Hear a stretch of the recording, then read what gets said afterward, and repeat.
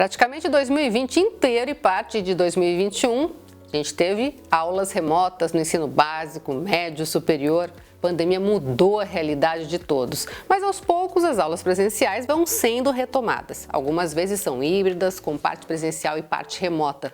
Depois de tanto tempo em casa, a volta para as escolas e faculdades não vai ser como era antes. Quem conversa com a gente sobre o assunto é o consultor e pesquisador de meta-aprendizagem, Paulo Tomazinho. Tudo bem, Paulo? Tudo bem, Elaine? Um prazer estar aqui com você, com o teu público. Prazer é nosso. Paulo, se antes já tinha que ter uma forma de motivar os alunos, né? Porque aluno é aluno, né? Tem que ter um conteúdo de qualidade, mas tem que ser aplicado de uma forma também que faça com que ele se motive. Depois desse tempão em casa, essa volta agora tem um desafio maior para os professores, né? Muito. Na verdade, Elaine, no primeiro ano pandêmico, que foi 2020, né, pegou todo mundo de surpresa e tivemos que aprender a dar aulas remotas, né, através da câmera e cada um na sua casa, alunos e professores na sua casa. Foi um ano difícil. Eu costumo dizer que agora, esse ano 2021, o segundo ano pandêmico e o que vem se desenhando para os próximos meses, próximos momentos, que é justamente, né, essa retomada do presencial, mais do que difícil, ela vai ser complexo. Vai ser complexo por quê? Porque nenhum professor teve, né, essa experiência de como fazer a gestão de uma turma, com parte dos alunos presenciais e parte dos alunos remotos. E mesmo a literatura, quando se fala literatura americana em blended learning, né, que às vezes é traduzido no Brasil de ensino híbrido ou aprendizagem combinada, que é o mais correto, não se adequa ao modelo, porque é um modelo que ele fala que é o presencial enriquecido pela tecnologia, e não necessariamente parte presencial e parte remoto, ou distância, principalmente concomitantemente, ou seja, ao mesmo tempo. Então será um grande desafio e um desafio bastante complexo. A gente percebe que essa volta dos alunos, pelo menos pela minha experiência aqui na Unicesumar, os alunos voltaram muito animados, eles queriam muito poder ter esse acesso, né? E principalmente em relação a aulas práticas. Mas ainda tem um pessoal que fica em casa por conta de ter comorbidade ou medo mesmo, né? E aí é que tem esse pequeno conflito, né? Porque o bom seria se todo mundo estivesse aqui, né? Sem dúvida. O bom seria se pudesse todos voltar presencial, né? Estaria bem na zona de conforto, tanto dos alunos quanto do professor. O professor já sabe como fazer isso, né? Tem experiência para isso.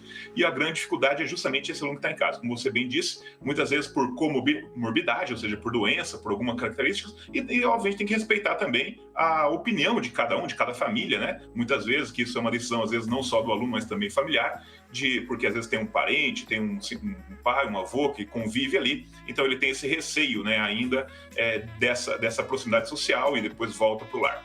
E sem dúvida, a animação dos alunos sempre é grande, principalmente no ensino superior, que tem uma formação mais técnica, mais prática, né, mais pragmática para a vida profissional, ou seja, ele está se formando ali como um profissional em formação, e obviamente as atividades práticas, seja em saúde, engenharia, todas as áreas, né, sempre atraiu muito a atenção e o interesse ali de todos os alunos. Justamente por isso, justamente porque não é só a questão cognitiva de aprendizagem, de transferência de conhecimento, mas é onde ele tem realmente a oportunidade de fazer, né? De colocar a mão na massa, de realmente se testar, quase que se provar aquilo que ele aprendeu, colocar isso em prática. E isso é o fundamental para que tenha aprendizagem, e nesse momento a grande dificuldade é essa. Como que eu consigo ter uma equidade, ou seja, como que eu consigo equilibrar isso entre alunos que estão presenciais e têm a oportunidade de ter essa experiência das aulas práticas e do convívio com a turma, o ser humano é um ser social, e como trabalhar com esse aluno que ainda não está presencial, optou por estar remoto,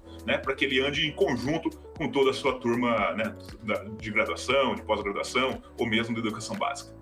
Assim, de todo o trabalho que você tem realizado, das suas pesquisas, palestras, o que você diria para os professores nesse momento? Qual seria a dica aí para os professores, de repente, melhorarem mesmo, né, a qualidade?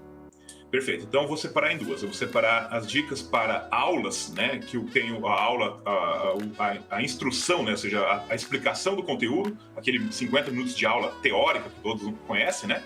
Eu acredito muito, eu tenho trabalhado muito em vários clientes com uma metodologia que a gente acabou desenvolvendo por essa necessidade, exatamente dessa característica de ter parte presencial e parte remota. Nós chamamos isso de 3Is, né? Ou seja, de método 3Is. E os 3Is é o acrônimo, ou seja, a primeira letra de instrução, interatividade e interação. Então, uma aula completa, uma aula memorável, ela acaba tendo esses 3 componentes. Um componente que é da explicação do professor, mas não de todo o conteúdo como era na aula presencial. O professor ele deve focar no que a gente chama de refrão da aula, no essencial da aula. Não que ele não vai trabalhar o resto, o complementar, né? O não essencial. Mas esse não essencial ele vai ser trabalhado justamente na forma de atividades, para o aluno pôr a mão na massa. Mesmo que seja um questionário, mesmo que seja um desafio de um projeto, uma resolução de um problema. Por quê, Elaine? Nessa instrução, ela é a mesma para quem está presencial e para quem está remoto. É uma transmissão ou a projeção no projetor da sala de aula. Mas a interatividade, ela pode estar o aluno em casa também fazendo uma atividade, às vezes mediada por tecnologia, e na sala de aula, por exemplo, no material didático, ou então no papel, no caderno, em grupos, né? E o que acontece com isso é o professor que consegue, nesse momento de interatividade, dar atenção para esse aluno que está presencial, sabe? Isso é um ponto bastante importante, porque nas minhas pesquisas também, com grupo focal com alunos, a gente tem escutado muito o seguinte: Paulo, né, quando puder voltar lá em fevereiro, ou então mesmo do ano passado, algumas experiências disso, Paulo, eu acho que eu não vou voltar presencial não, para aula teórica, porque o professor só dá atenção para quem está em casa. Então a gente tem que ter muito esse cuidado. E para completar, então, instrução, interatividade. Então, instrução é a aula, interatividade é mão na massa e interação é a conversa, né? O ser humano ele aprende naturalmente pela conversa, pela troca, pela colaboração entre os seus pares, entre os colegas. E uma aula perfeita, uma aula memorável, ela tem então esses 3 momentos. Pode mudar a ordem, mas interação, interatividade e instrução.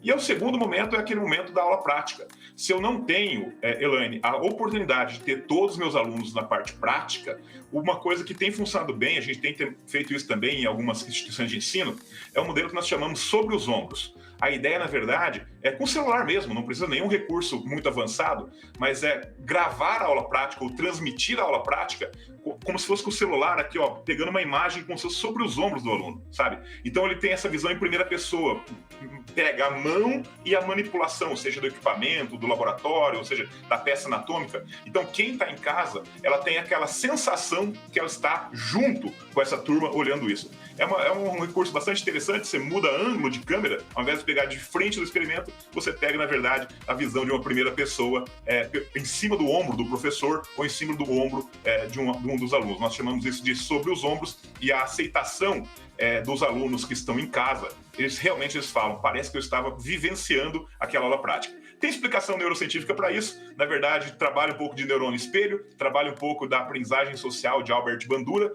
que é o ser humano ter essa capacidade inata de se colocar no lugar do outro, né? E tem muitas vezes esse mesmo sentimento de estar presente ali naquela aula prática. Bom, para a gente encerrar, pelo jeito a gente vai ter ainda bastante tempo, né, de trabalho nesse formato, né, Paulo? Então é melhor que os professores e os alunos, todo mundo se adeque para que realmente possa ter o melhor possível, né? Perfeito, Elaine. Eu gosto muito dessa literatura que chama de gestão de risco. E uma coisa que eu aprendi lendo gestão de risco é que o professor, e como qualquer outro profissional, deve estar preparado para os extremos. Então, se a gente olhar um extremo positivo, muito positivo, é todo mundo poder vir presencial, não tem mais vírus, todo mundo vacinado, né? Ou seja, a gente volta para uma normalidade já conhecida. E um extremo bastante negativo é justamente, às vezes, de aumentar a epidemiologia da doença, aumentar os casos e voltar a ter lockdown, ou seja, não poder nem ter essa aula presencial mista, né? Parte presencial e parte remota. Por quê? Quando você se prepara para os extremos, qualquer outra composição aqui, a gente consegue se ajustar, você entende? Então eu diria isso, esse é o recado do professor, se preparar para os extremos, sabendo o que pior pode acontecer e o que o melhor pode acontecer, a gente consegue se adequar nessa faixa do meio aqui, não importa onde o ponteiro está apontando. Com certeza. Paulo, muito obrigada pela sua participação, viu, aqui com a gente.